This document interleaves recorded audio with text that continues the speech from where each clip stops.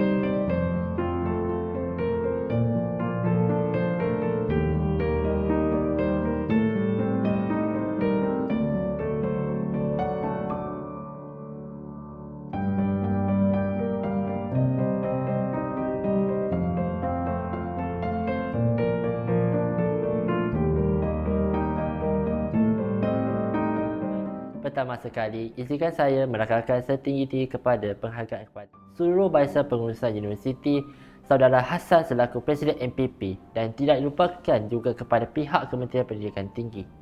Saya amat terharu dengan inisiatif murni oleh pihak UMK yang bukan sahaja menawarkan peluang pendidikan, malah menyantuni saya sebagai pelajar yang berkeperluan.